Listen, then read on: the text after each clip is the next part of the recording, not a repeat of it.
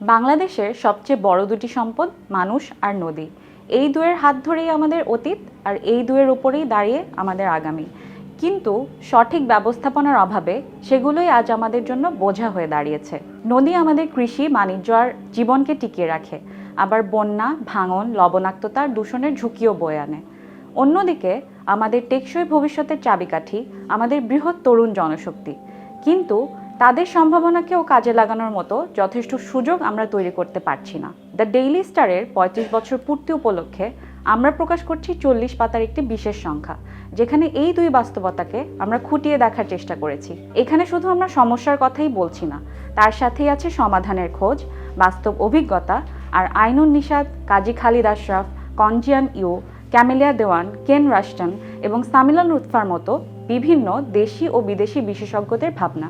বিস্তারিত জানতে আগামীকাল প্রকাশিত দ্য ডেইলি স্টার পত্রিকার সাথে পড়ুন আমাদের এই বিশেষ প্রকাশনা।